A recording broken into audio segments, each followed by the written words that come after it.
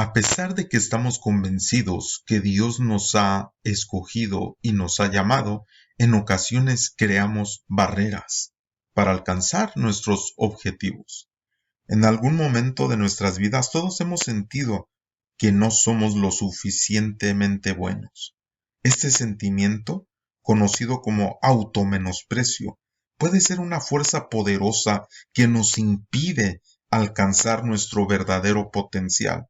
Nos lleva a dudar de nuestras capacidades, a evitar oportunidades y a vivir con una constante sensación de insuficiencia. Pero, ¿qué pasaría si te dijera que es posible romper estas cadenas y redescubrir tu valor interior? Prepárate para un viaje de autodescubrimiento donde dejaremos atrás la sombra de la duda y abrazaremos aquello por lo cual Dios nos ha creado.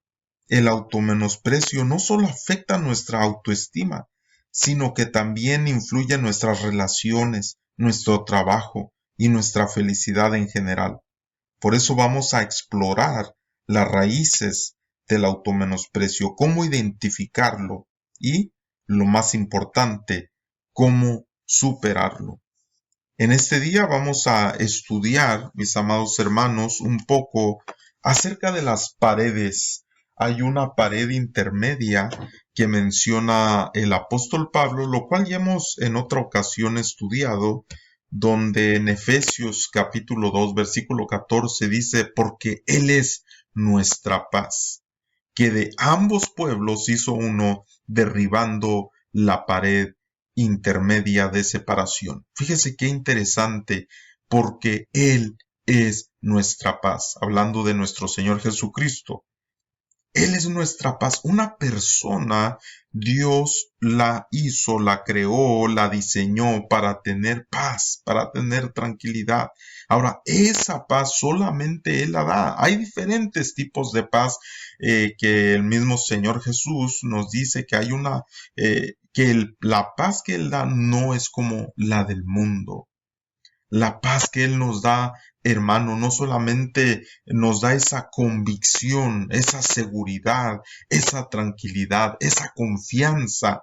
Podemos estar en paz porque sabemos que estamos en la mano de Dios. Pero el mundo y en muchas ocasiones la humanidad crea barreras, barreras de separación, donde se hace distinción de personas, donde se hace distinción de nivel económico y de todo tipo de situaciones. Pero nuestro Señor Jesucristo no vino para crear ese tipo de paredes, sino más bien de tumbar, derribar las paredes que dividen, las paredes que no nos permiten entender quiénes somos en verdad y el potencial que nos ha dado. En este caso, el apóstol Pablo está hablando, podríamos nosotros pensar que es algo figurativo, esa pared intermedia que el Señor Jesús derribó, pero en realidad en el tiempo antiguo, como ya en una ocasión hemos estudiado en un tema que se llama la pared intermedia, vemos en esta imagen que estoy proyectando ahora, una pared que había afuera del templo en una época del segundo templo, donde había una inscripción. Ahí, esta inscripción, usted si quiere más información de lo que dice, se llama la inscripción de Soreg. Esta la encontraron obviamente en unas excavaciones ahí en las aproximaciones del templo y esta inscripción era una tipo de base que estaba apoyada en una columna, como se ve aquí en la imagen, y tenía unas palabras que decía que cierto tipo de personas, refiriéndose a los gentiles, que no podían pasar de este punto. Es decir, que se les impedía acercarse completamente al templo. No les permitían tener ese acceso al templo, a la búsqueda de Dios. Y no estamos hablando en sí de buscar, que ellos buscaran los rituales, que ellos buscaran otras cosas. No, ellos querían buscar a Dios, tenían un anhelo de buscar a Dios, pero crearon esta separación, crearon una pared intermedia de separación. Y según los hallazgos arqueológicos de estas excavaciones, explican que para el tiempo de nuestro Señor Jesucristo ya estaban estas paredes intermedias de separación, las cuales, le vuelvo a repetir, que en esta inscripción de Soreg decía que no podían, incluso había una amenaza de muerte en esta inscripción, porque ahí decía que todo aquel que pasara esta pared sin permiso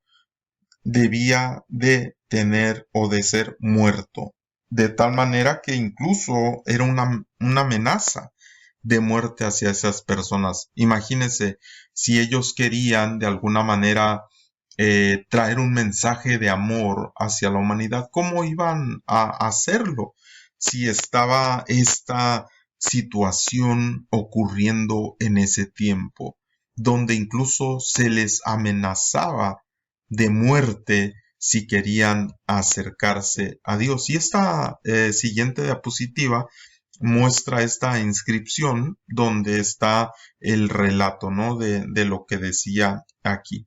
Ahora, vamos a ver algo un poco distinto, solamente haciendo referencia de que nuestro Señor Jesucristo vino a derribar esa pared que dividía al pueblo, es decir, que nos hizo un solo pueblo en Dios. Y no solamente nuestro Señor Jesucristo cuando vino derribó esta pared a través de su muerte en la cruz del Calvario, sino que Él trabajó para que la gente que Él conocía o que lo conocía a Él, que pudiera tener una experiencia no solamente de sanidad, no solamente de milagros, no solamente de algo extraordinario que Dios hiciera con ellos, sino que cambiar el aspecto interno. Hay un tema también que hemos comentado y lo he compartido en diferentes congregaciones en las que yo he tenido oportunidad, y la razón por la que la he compartido en congregaciones a donde me han invitado a predicar es porque veo la gran necesidad de entender este tema. Recordemos que había un hombre que 4 de sus amigos, nos narra la escritura, que lo llevaron a donde estaba Jesús. Y cuando Jesús ve la insistencia de estos amigos, porque recordemos que cuando estos 4 amigos llegan y llevan a su amigo paralítico, obviamente lo tuvieron que cargar, no sabemos cuánta distancia, cuánto se cansaron, cuánto batallaron entre ellos para llevarlo, pero ellos querían que él tuviera un encuentro con Jesús. Ellos cuando llegan a aquel lugar ven que está repleto de gente en la casa de la que estaba enseñando nuestro Señor Jesucristo. Y pudieron haber dicho, ¿sabes qué? Está lleno esto, vámonos, no hay manera. Pero ellos querían que él tuviera un encuentro. Ellos se suben al techo, abren un lugar, para introducir a su amigo el paralítico. Imagínese qué escena, ¿verdad? De repente Jesús ahí enseñando y bajan por el techo, ¿no? A una persona paralítica para presentarla a Jesús, y con el propósito de que conociese a Jesús y de que fuere sanado, obviamente. Y nosotros vemos que la escritura nos narra que Jesús, al ver la fe de estos amigos, ¿verdad? Pero ve la condición del hombre. Y es sorprendente que nuestro Señor Jesús no le dice, sed sano. No es eso lo que le dice. Lo primero que nuestro Señor Jesucristo le dice a este hombre paralítico es, ten ánimo. Ten ánimo. ¿Por qué le dice ten ánimo? Le voy a explicar rápidamente. Porque si Jesús hubiera sanado a este hombre y dejado, es decir, en el sentido de afuera, lo exterior, el cuerpo, y dejara en la condición que estaba su alma, es decir, triste, por eso le dice ten ánimo, estaba triste, estaba deprimido, estaba en una situación terrible de ataduras, de barreras interiores, y si Jesús, nuestro Señor Jesucristo, lo hubiese dejado en esa condición del alma, posiblemente se hubiera, como ya estaba acostumbrado a estar paralítico, y hubiese quedado simplemente otra vez todavía acostado, porque no solamente era paralítico en una situación externa de su cuerpo, sino que también había algo en su alma. Y Jesús, para nuestro Señor Jesucristo, era más importante atender primero la cuestión interna. Y por eso le dice, ten ánimo, porque ve cuán decaído estaba el ánimo de este hombre. Es decir, que cuando nuestro Señor Jesucristo aborda a una persona, cuando tenemos ese encuentro, nuestro Señor Jesucristo no solamente puede sanarnos de una enfermedad, puede ayudarnos en una situación difícil que estamos viviendo. A Él le interesa abordar nuestra alma, nuestro corazón, porque en ocasiones el problema está más interno. Y, por ejemplo, nosotros vemos a los leprosos que nuestro Señor Jesucristo sanó. Fue algo externo. Sin embargo, muchos de ellos no reconocieron lo interno y siguieron con su vida natural. Solamente porque Él les dio una indicación que debían de ir y presentarse al sacerdote, porque había algo que el sacerdote tenía que hacer, que estaba establecido desde la antigüedad, donde el sacerdote declaraba a la persona sana y que podía volver a restablecerse con la sociedad, estar en la comunidad. Pero no fueron.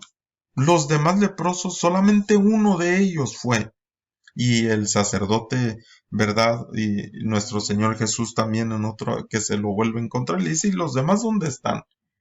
Porque siguieron con una cuestión donde aceptaron la sanidad externa, aceptaron cómo Dios les ayudó en ese problema, pero no hubo un compromiso.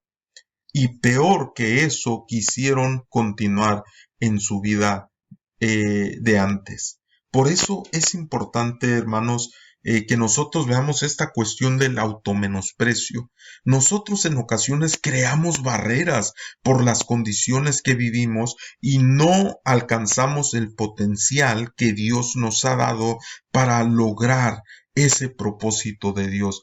En el primer libro de Samuel, capítulo 9, verso 21, nos habla de este hombre llamado Saúl, un hombre que Dios escogió, y el cual, por causa de cómo él tenía un problema terrible de automenosprecio, sufrió las consecuencias de ello porque nunca atendió a esa necesidad.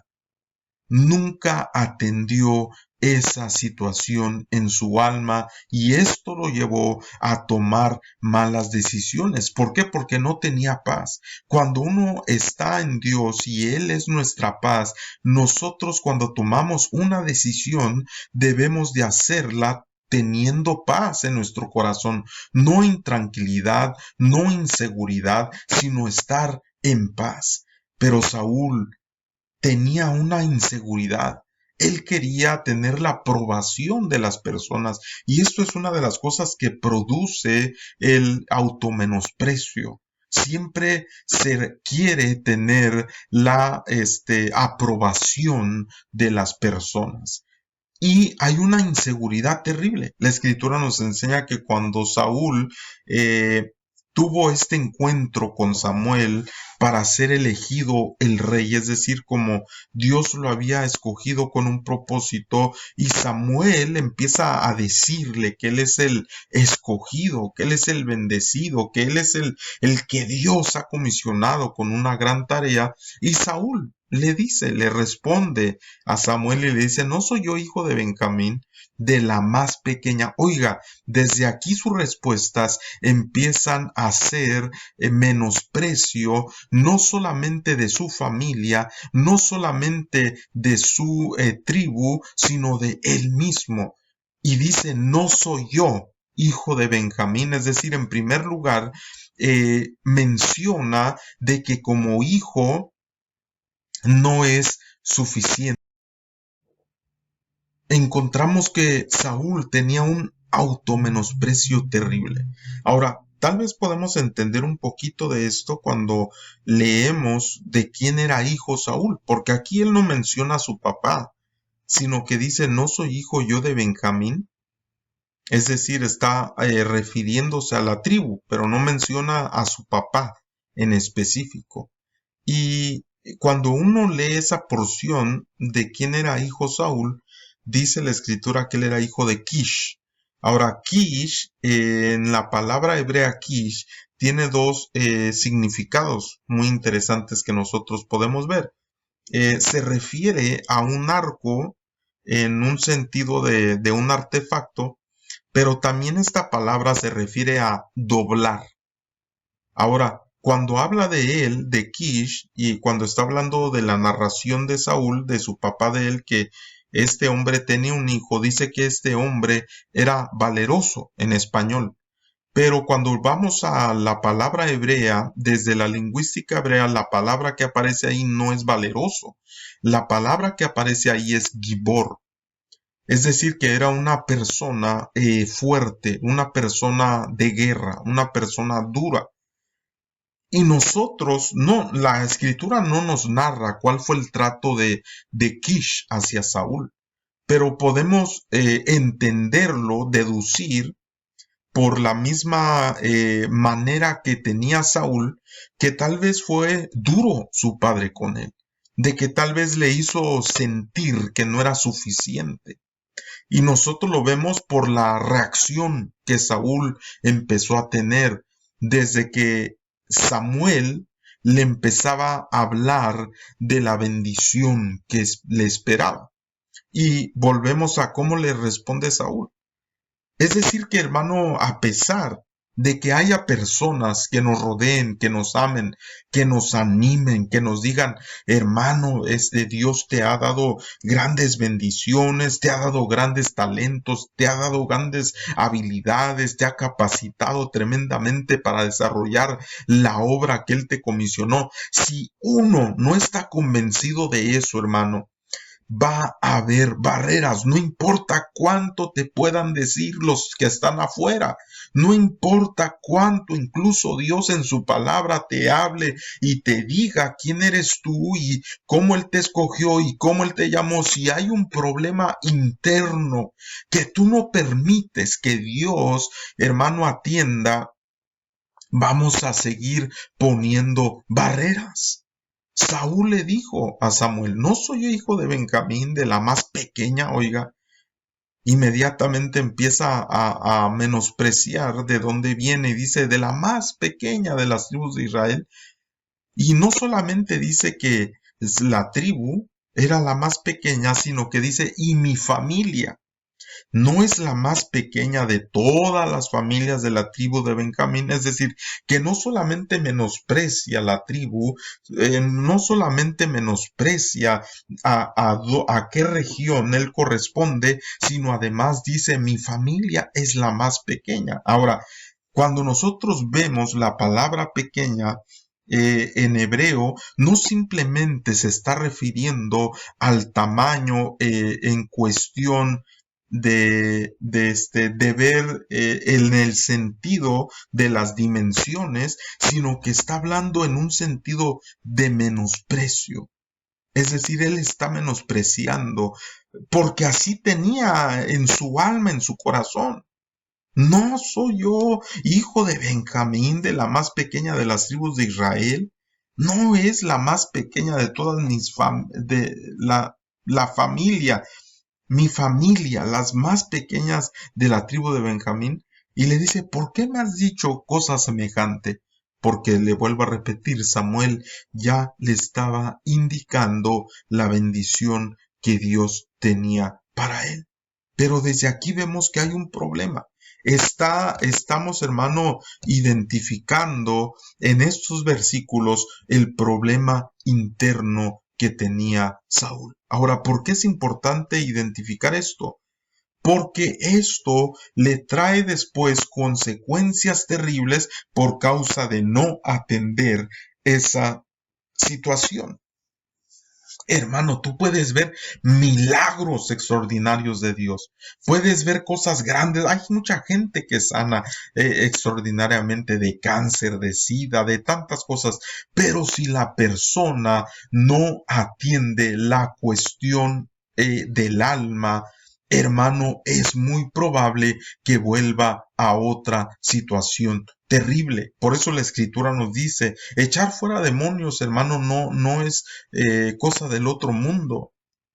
Pero el Señor Jesús de lo que habla es que si se va un espíritu inmundo de una casa y la casa se queda en la misma condición, ese espíritu va a buscar 7 espíritus peores y va a regresar y va a hacer el estado de aquella persona peor que el principio. Entonces, hermano, es importante atender las cuestiones que hay en nuestra alma. Aquí lo importante es también, hermano, analizando nuestra vida, habrá cosas en mi alma en las cuales yo por automenosprecio no estoy logrando mi propósito, mi potencial en Dios. Que yo diga, no, pues es que mira yo de dónde soy.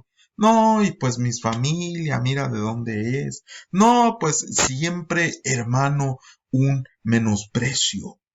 Ahora, el enemigo, obviamente que una de las cosas más terribles, hermano, de vencer son los pensamientos. Los pensamientos, y la mayoría de veces aquello en lo cual nosotros pensamos más como seres humanos, sobre todo la persona que se automenosprecia, es lo que menos es verdad. Ocupa su pensamiento en algo que no es verdad, en aquello porque el que se automenosprecia, tratando de tener la aprobación de los demás, siempre está pensando en ¿y qué será? ¿Y qué tal si esto? ¿Y qué tal si aquello? ¿Y qué tal? Puras suposiciones, pero no son verdad. Esto es algo terrible en la persona que se automenosprecia, a pesar de que Dios la haya escogido. No permite en ocasiones este tipo de personas que Dios atienda esta cuestión interna, porque nosotros tenemos que identificarla y tenemos que pedirle al Señor. Fíjese cómo Saúl, empieza a menospreciar, y después en el verso 22, hermano, dice, entonces Samuel tomó a Saúl y a su criado y los introdujo a la sala, es decir, donde iba a haber un banquete, era un salón grande, y les dio lugar. Fíjese dónde les dio lugar, hermano, a la cabecera de los convidados, que eran unos 30 hombres. Y dijo Samuel al cocinero, trae acá la porción que te di, la cual te dije que guardases aparte. Ahora, aquí hace Samuel 2 cosas importantes para ayudar a Saúl a entender el valor que él tenía. Es decir, a veces hay gente que dice, no, es que no me valoran, hermano. En ocasiones hay gente que sí nos valora, que sí nos ama, que sí nos da nuestro lugar y nuestro respeto, pero como hay un menosprecio interno, nosotros no lo vemos. Porque fíjese, Samuel lo toma a Saúl y lo lleva a ese lugar de banquete y le dio el lugar principal a la cabecera de los convidados. Ahora, ese lugar no era para cualquier persona. Esa posición que le está dando Samuel a Saúl no es para cualquier persona, es a la cabecera de los convidados. Es decir, este es el importante en este salón. Este es aquel que Dios ha comisionado en esta casa. Y no solamente lo puso a la cabecera, sino que dijo Samuel al cocinero. Ahora, esto es algo interesante también, porque Samuel pudo haber ido para que no escucharan todos los demás, pero lo hace para que Saúl escuche y Saúl vea cuán importante es Saúl para Dios, el escogimiento que Dios ha hecho. Ahora, dijo Samuel al cocinero, trae acá la porción que te di, la cual te dije que guardases aparte. Es decir, que no le iban a dar a Saúl la misma porción o el mismo alimento que estaban comiendo todos, sino que una porción aparte especial que había sido guardada especialmente para Saúl. Y dice, hermano, verso 24, entonces alzó el cocinero una espaldilla con lo que estaba sobre ella y la puso delante de Saúl. Y Samuel dijo, mire, todavía se lo aclara y le dice aquí lo que estaba reservado. Ponlo delante de ti y come, porque para esta ocasión, y le dice, se te guardó. Cuando dije, yo he convidado al pueblo, y Saúl comió aquel día con Samuel. Fíjese, de alguna manera Samuel está tratando de trabajar una restauración en la vida de Saúl. ¿Por qué está trabajando esta restauración? Porque se da cuenta de cómo Dios lo ha escogido, pero hay un problema en Saúl. Hay un problema de automenosprecio, de autorrechazo, de insuficiencia, de inseguridad, de pensar que él no es merecedor de lo que le están dando. No solamente lo ponen a la cabecera, hermano, mostrando cuán importante es de parte de Dios, no solamente, hermano, le dice que reservaron algo, sino que le vuelve a aclarar todavía en el verso 24 y le dice, esto se te reservó, esto se te guardó, como diciéndole, lo mejor de aquello que se preparó es para ti, Saúl. Pero él no veía esto. Él no veía, hermano, lo que Dios le estaba dando. No veía cómo lo estaban honrando porque Dios lo había llamado. Ahora, fíjese cómo era Saúl, hermano. Tenía razón físicas Saúl para decir, oh, pues fíjate, no, pues yo soy así, soy asá. No, la verdad, pues si me comparo con otros, no, pues no. No, hermano, mire, primer libro de Samuel 9:2 dice, y tenía él un hijo, hablando de Kish, dice que se llamaba Saúl, joven, y cómo era él hermoso. Pero no solamente era hermoso, sigue diciendo, entre los hijos de Israel no había otro más hermoso que él. De hombros arriba sobrepasaba a cualquiera del pueblo. En otra versión o en inglés dice que él era más alto. O sea, imagínese, un hombre alto, hermoso, guapo, hermano, ese era Saúl. Sin embargo, Saúl no veía lo que Dios le había dado externamente, es decir, el cuerpo, el atractivo físico, sino que además no veía lo que Dios le había puesto en él. Porque la escritura, hermano, cuando él va y hace todo lo contrario de lo que Dios le había indicado, de lo que Samuel, hermano, le había dicho que él tenía que desarrollar y cómo lo tenía que desarrollar por causa de la inseguridad que él tenía. Por causa, hermano amado, de la intranquilidad que venía a su corazón, por causa, hermano, de ese autorrechazo, automenosprecio. La escritura nos dice, hermano, que cuando él estaba esperando en una ocasión a Samuel para hacer un sacrificio porque iban a ir a pelear contra los enemigos, él se desespera. Saúl se desespera porque ve, hermano, que el pueblo de Israel estaba desertando. Es decir, quería la aprobación de ellos. Él buscaba la aprobación. Y nosotros bien conocemos la historia que hace cosas que no debía hacer. Y esto causa, por estar buscando la aprobación, de otros, externamente porque no estaba buscando o no, inconscientemente, voy a decir así, inconscientemente, él no entendía que la aprobación de Dios era más importante que la aprobación del hombre. Pero la raíz de esta mentalidad no era porque en realidad buscara la aprobación de los hombres. En su raíz era porque había un auto-menosprecio, un autorrechazo. Él veía en sus propios ojos que era poca cosa, que él no era digno de aquello que Dios le estaba dando. Entonces, hermano, nosotros conocemos la historia, lo que él hace, porque él está en ese automenosprecio. Y lo interesante es que cuando Samuel, hermano, lo confronta directamente y descubre lo que hay en su corazón, y que ahora Saúl había estado siendo desechado, porque mire, hermano, esto es algo bien delicado.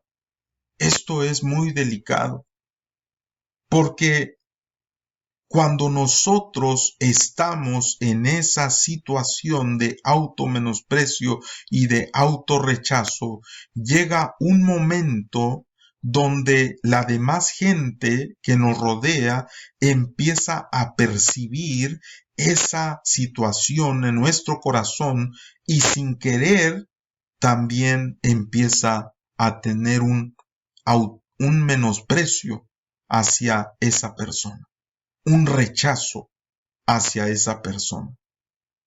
Y la escritura nos enseña que Dios le habló a Saúl en el primer libro de Samuel 15:17, y dijo Samuel, fíjese cómo le dice Samuel, aunque eras, porque recordemos, Saúl era alto, era guapo, estaba ungido de parte de Dios, tenía una situación hermosa de bendición de parte de Dios. Pero Samuel le dice algo, es decir, que el concepto, la mentalidad, el pensamiento que siguió en el corazón de Saúl fue esta. Y dijo Samuel, aunque eras, fíjese cómo le dice, aunque eras pequeño en tus propios ojos, ¿no has sido hecho jefe de las tribus de Israel y Jehová te ha ungido por rey sobre Israel? Es decir, le está diciendo, oye Saúl, ¿qué más quieres? Dios te ha escogido, Dios te ha ungido, Dios te ha capacitado, Dios te ha embestido de su poder, de su espíritu, porque lo podemos leer cuando él subió al collado con los profetas. Y algo ocurrió en su vida, pero aún así, teniendo el respaldo, teniendo la unción, teniendo la presencia, teniendo todas estas cosas que nos narra la escritura, aún así Saúl, a sus propios ojos, él era pequeño. Y pequeño, vuelvo a repetir, no se refiere a las dimensiones, porque él era un hombre alto y un hombre en capacidad, hermano, de hermosura. No había otro más hermoso que él. Pero con relación a ser una persona, hermano, rechazada por sí mismo, menospreciada por sí mismo, que no tenía valor en sus propios ojos, esto era. Porque, hermano, me llama la atención, en inglés dice, even though you consider yourself of no importance. Esto quiere decir, aun cuando tú te veas a tus propios ojos como una persona sin importancia. Oiga cómo se veía él, como una persona sin importancia. Hermano amado, yo quisiera que analicemos nuestro corazón, porque podemos tener a Dios, podemos tener al Espíritu Santo, podemos tener hermanos que nos rodean, que nos animan, que nos aman, que nos quieren, hermano, que nos ayudan. Podemos tener tantas cosas como las tuvo Saúl, pero si nosotros mismos nos menospreciamos, nos rechazamos, tenemos no perdón en nosotros mismos, hermano, eso nos va a impedir alcanzar el máximo potencial para el cual Dios nos ha preparado. Entrégale esa situación, hermano, de tu corazón al Señor. Entrégaselo. Permite que Dios trabaje, hermano, y que tú puedas quitar esa mentalidad de automenosprecio, de autorrechazo.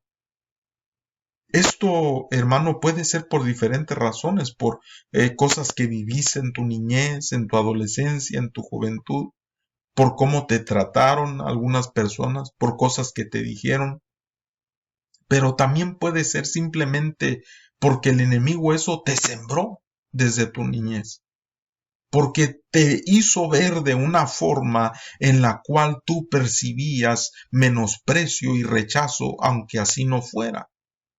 Pero lo importante es identificar lo que está pasando en nuestra alma y decirle, Señor, yo tengo este problema, yo tengo esta cuestión que no la he soltado, yo tengo esta situación en mi corazón, Señor, que me detiene de alcanzar el potencial que tú has puesto en mí, de lograr, Señor, o de alcanzar las metas que tú me has puesto en mi corazón, porque simplemente yo no me creo capaz. Hermano, Samuel le dice, la voz profética le dice a Saúl, ¿qué más quieres, Saúl? Dios te ha escogido, Dios te ha ungido, Dios te ha preparado, Dios te ha capacitado, Dios puso su mirada en ti. ¿Por qué sigues haciéndote pequeño en tus propios ojos?